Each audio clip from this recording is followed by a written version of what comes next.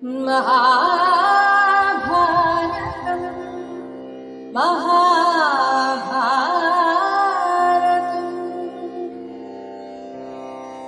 यदा यदा हि धर्मस्य ग्लानिर्भवति भारत अभ्युत्थानमधर्मस्य तदात्मानं सृजाम्यहम् परित्राणाय साधूनां विनाशाय च दुष्कृतां धर्मसंस्थापनार्थाय सम्भवामि युगे युगे. മഹാഭാരതത്തിൽ 18 പർവങ്ങളാണ് ഉള്ളത്. ഇതിലെ ആദ്യ പർവത്തിൽ ആദ്യം തന്നെ മഹാഭാരത കഥ ഒന്ന് ചുരുക്കി വർണ്ണിക്കുന്നുണ്ട്. അതിനുശേഷമാണ് മഹാഭാരതം വിശദമായി പറയുന്നത്.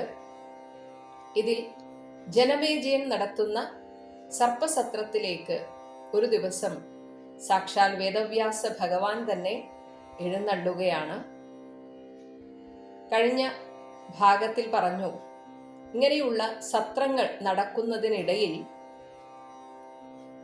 സൂതന്മാർ വന്ന് കഥ പറയും എന്ന് പറഞ്ഞിട്ടുണ്ട്. സത്യത്തിൽ നമുക്ക് ഇക്കാലത്തും ഈ ഒരു രീതിയിലുള്ള കാര്യങ്ങളൊക്കെ ചെയ്യാവുന്നതാണ്.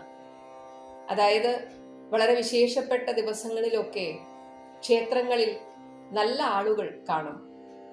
അങ്ങനെയുള്ളവർ വെറുതെ അവിടെ വരിയിൽ നിൽക്കുന്നതിന് പകരം അവർക്ക് കേൾക്കാൻ പാകത്തിൽ ഇത്തരത്തിലുള്ള പുരാണ കഥകളൊക്കെ പറയുന്ന ഒരു രീതി തുടർന്നാൽ അത് വരി നിൽക്കുന്നവർക്ക് വളരെയധികം ഉപകാരപ്രദമാകും.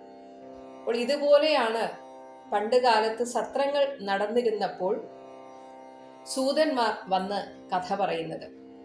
അപ്പോൾ ഇവിടെ വേദവ്യാസ മഹർഷി വന്ന സമയത്ത് ജനമേജയൻ വ്യാസഭഗവാനോട് തന്നെ അങ്ങ് രചിച്ച മഹാഭാരത കഥ അറിയാൻ ആഗ്രഹമുണ്ട്, കാരണം അങ്ങ് ഇതിനെല്ലാം സാക്ഷിയാണല്ലോ എന്ന് ജനമേജയൻ പറഞ്ഞു. ആ സമയത്ത് മഹർഷിയുടെ കൂടെ വന്നിരുന്ന ശിഷ്യൻ തന്നെയായ വൈശമ്പായനനോട് വേദവ്യാസ ഭഗവാൻ പറയുകയാണ്, എനിക്കു വേണ്ടി ആ മഹാഭാരത കഥ ഇവർക്ക് പറഞ്ഞു കൊടുത്താലും. അങ്ങനെയാണ് വൈശമ്പായന മഹർഷി ജനമേജയന് ആ സത്രത്തിലുള്ള എല്ലാവർക്കും കേൾക്കാനായിട്ട് മഹാഭാരത കഥ പറഞ്ഞു തുടങ്ങുന്നത്. മഹാഭാരത കഥയുടെ ആദ്യം തന്നെ വേദവ്യാസ മഹർഷിയെ പ്രസവിച്ച സത്യവതിയുടെ കഥയാണ് പറയുന്നത്. ബ്രഹ്മാവിന്റെ ശാപത്താൽ ഒരു മത്സ്യമായി നദിയിൽ കഴിഞ്ഞിരുന്ന അദ്രിക എന്ന അപ്സരസ് ഒരിക്കൽ മനുഷ്യരേതസ് വിഴുങ്ങിയതിന്റെ ഫലമായി ആ മത്സ്യത്തിന്റെ ഉള്ളിൽ 2 കുഞ്ഞുങ്ങൾ, മനുഷ്യ കുഞ്ഞുങ്ങൾ ഉണ്ടായി. ഈ മത്സ്യത്തെ പിടിച്ച മുക്കുവന്മാർ 2 മനുഷ്യ കുഞ്ഞുങ്ങളെ ഒരു മത്സ്യത്തിന്റെ വയറ്റിൽ കണ്ട് അത്ഭുതപ്പെട്ടു. ഒരു ആൺകുഞ്ഞും ഒരു പെൺകുഞ്ഞുമാണ് ആ മത്സ്യത്തിന്റെ വയറ്റിൽ നിന്ന് അവർക്ക് കിട്ടിയത്. ആ ആൺകുഞ്ഞിനെ ആ രാജ്യത്തെ രാജാവിന് കൊടുക്കുകയും പെൺകുഞ്ഞിനെ തങ്ങളുടെ നേതാവിന് കൊടുക്കുകയും ചെയ്തു. അങ്ങനെ മുക്കുവ നേതാവിന്റെ മകളായി വളർന്ന അപ്സരസിന്റെ മകളാണ് സത്യവതി. സത്യവതി തന്റെ അച്ഛനെ സഹായിക്കാനായി ഇടക്ക് കടത്തുകാരിയും ആകും. അങ്ങനെ ഒരിക്കൽ ആ തോണിയിൽ കയറിയ ആളാണ് പരാശര മഹർഷി. പരാശര മഹർഷിക്ക് അപ്സരസിനെ പോലെ സുന്ദരിയായ സത്യവതിയിൽ അഭിനിവേശം തോന്നുകയും ഈ സമയത്ത് ഒരു കുഞ്ഞു ജനിച്ചാൽ അവൻ ലോകപ്രശസ്തനാകും എന്ന് പറഞ്ഞതിൻ പ്രകാരം അവർ തമ്മിലുള്ള ബന്ധത്തിൽ ഉണ്ടായ കുഞ്ഞാണ് വ്യാസഭഗവാൻ. എന്നാൽ ഇങ്ങനെയൊരു ത്യാഗം കന്യകയായിരിക്കെ ഗർഭാധാനത്തിന് മനസ്സ് കാണിച്ച സത്യവതിക്ക് സത്യവതിയുടെ മത്സ്യഗന്ധം നീക്കിക്കൊടുത്ത് അപൂർവമായ ഒരു സൗരഭ്യം ആ ശരീരത്തിൽ നിന്ന് പുറപ്പെടും എന്നൊരു അനുഗ്രഹം പരാശര മഹർഷി കൊടുക്കുകയാണ്. അങ്ങനെ പിന്നീട് സത്യവതി യമുനയ്ക്ക് അടുത്തുള്ള ഒരു ദ്വീപിലാണ് ആ കുഞ്ഞിനെ പ്രസവിച്ചത്. അങ്ങനെ ദ്വീപിൽ പ്രസവിച്ചു വീണതിനാലാണ് ദ്വൈപായനൻ എന്ന പേര് സിദ്ധിച്ചത്. കൃഷ്ണവർണ്ണത്തോടു കൂടിയവനായതുകൊണ്ട് കൃഷ്ണദ്വൈപായനൻ എന്ന പേര് സിദ്ധിച്ചു. പിന്നീട് മഹർഷിയായി തീർന്ന അദ്ദേഹം വേദങ്ങളെ വ്യസിച്ചതിനാൽ വേദവ്യാസനായി.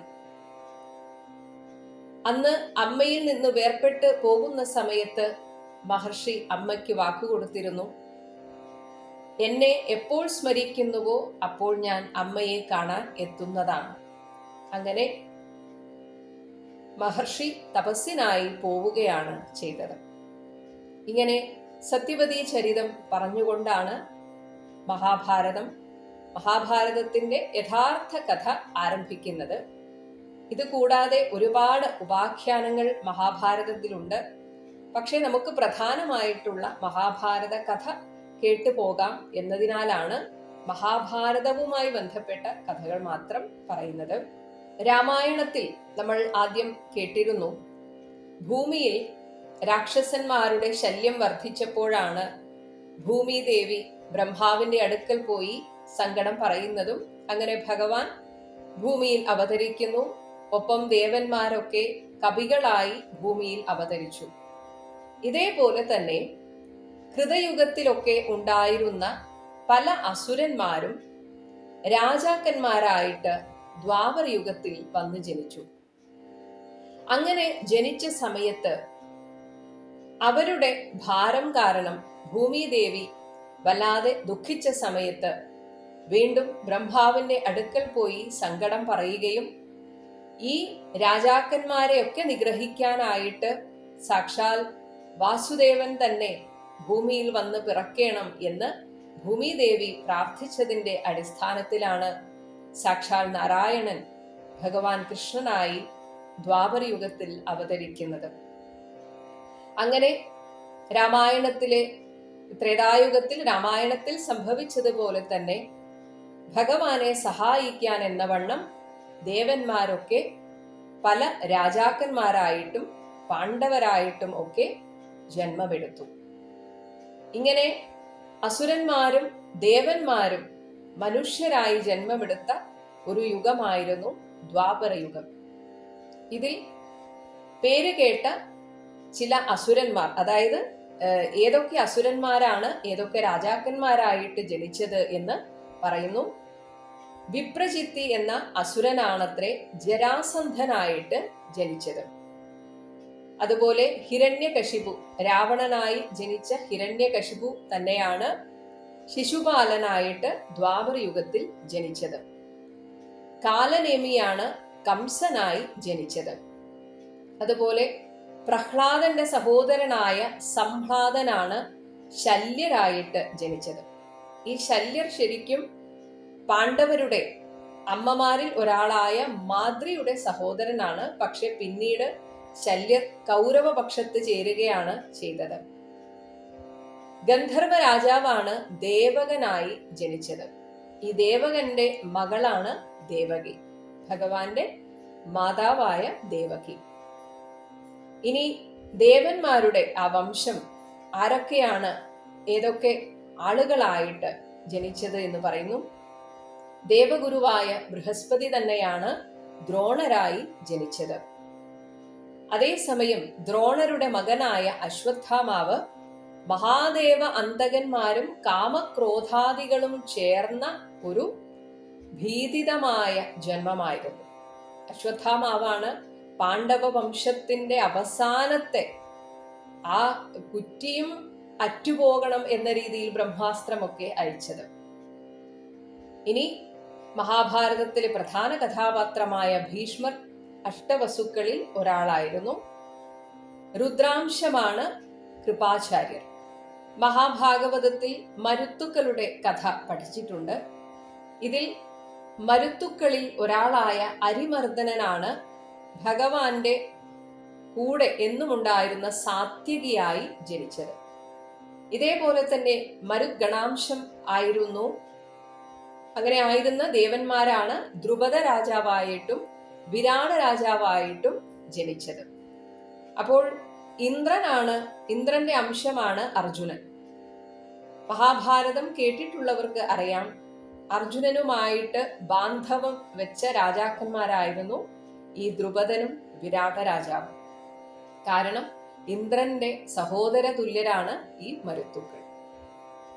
ഇനി ധൃതരാഷ്ട്രരെ കുറിച്ച് പറയുന്നു. അരിഷ്ട എന്നൊരു സ്ത്രീയുടെ മകനായ ഹംസൻ. ഇത് നമുക്കത്ര പ്രസിദ്ധമല്ലാത്തൊരു കഥാപാത്രമാണ്. ഈ ഹംസനാണത്രേ ധൃതരാഷ്ട്രരായിട്ട് ജനിച്ചത്. എന്നാൽ പാണ്ഡുവിന്റെ കാര്യം പ്രത്യേകിച്ച് എടുത്തു പറഞ്ഞിട്ടില്ല. യമധർമ്മന്റെ അംശമാണ് വിതുരർ.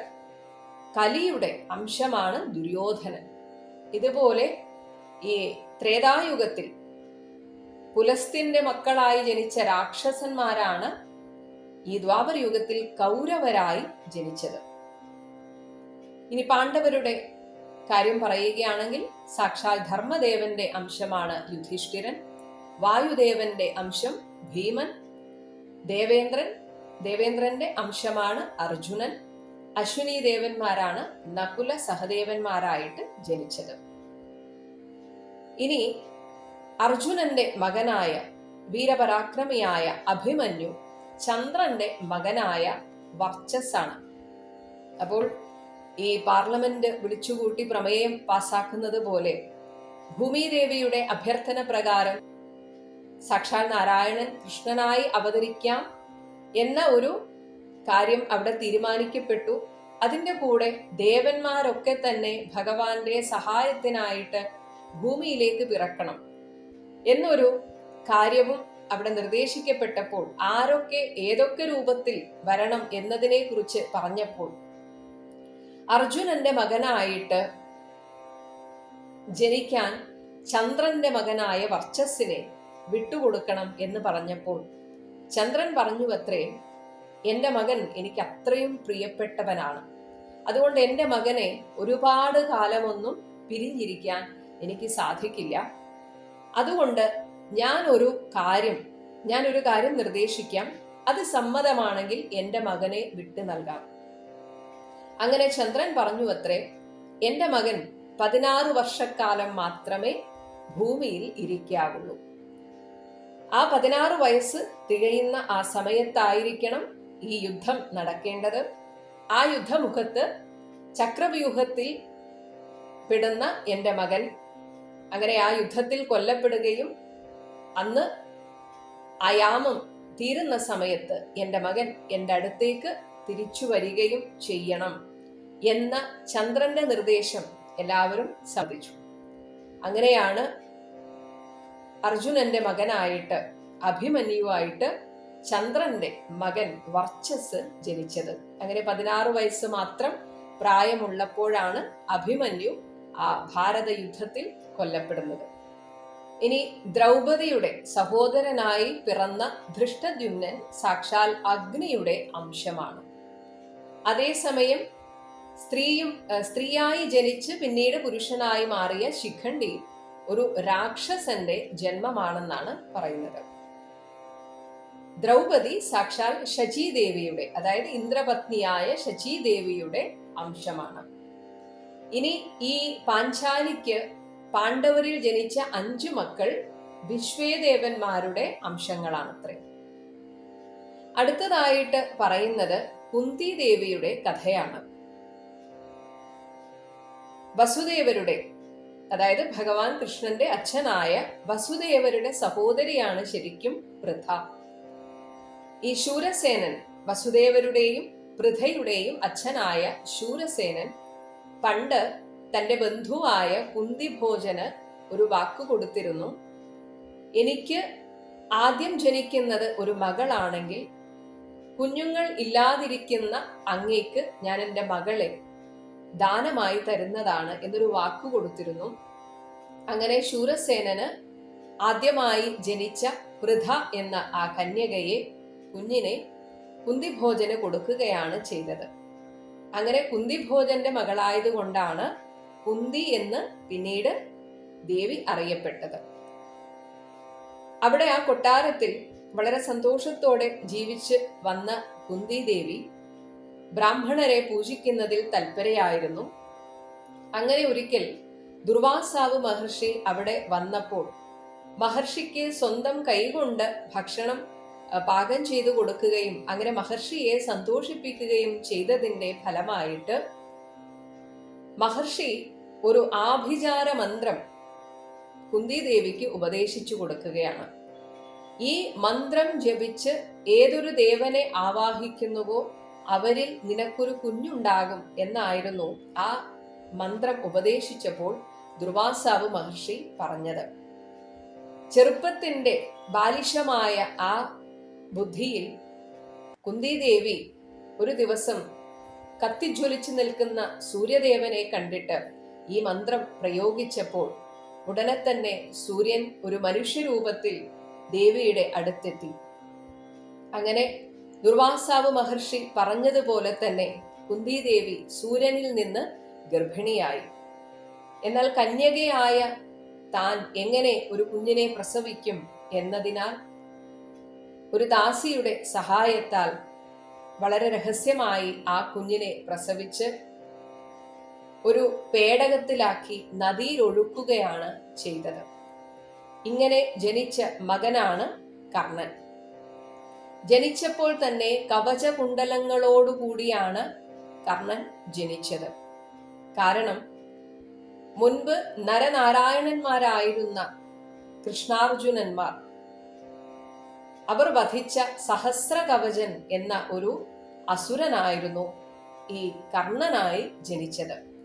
അന്ന് ഒരു കവചം മാത്രം ബാക്കി വെച്ചാണ് ഈ സഹസ്രകവചനെ നരനാരായണന്മാർ വധിച്ചത്. ഈ ഒരു കവചം ഭേദിക്കാനായിട്ട് ആ കവചവും കൂടെ വെച്ചുകൊണ്ടാണ് കർണനായി ദ്വാപര യുഗത്തിൽ ജനിച്ചത്. ഇങ്ങനെ കുന്തിയാൻ ഉപേക്ഷിക്കപ്പെട്ട ആ കുഞ്ഞിനെ തേരോടിക്കുന്ന സൂതവംശം, അവരെയും സൂതന്മാർ എന്ന് വിളിക്കാറുണ്ട്. ഇങ്ങനെ കുതിരക്കാരനായിട്ടുള്ള അതിരഥൻ തൻ്റെ ഭാര്യയായ രാധയുമായിട്ട് അവിടെ ആ ജലാശയത്തിൽ നിൽക്കുന്ന സമയത്താണ് ഈ ഒരു പേടകം ഒഴുകി വരുന്നത് കണ്ടത്. അങ്ങനെ അതിരഥൻ തൻ്റെ ഭാര്യയ്ക്ക് രാധയ്ക്ക് സമ്മാനിക്കുകയാണ്. അങ്ങനെ രാധയുടെയും അതിരഥന്റെയും മകനായിട്ടാണ് പിന്നീട് കർണൻ വളരുന്നത്. അവർ കുഞ്ഞിന് കൊടുത്ത പേര് സുഷേണൻ എന്നാണ്.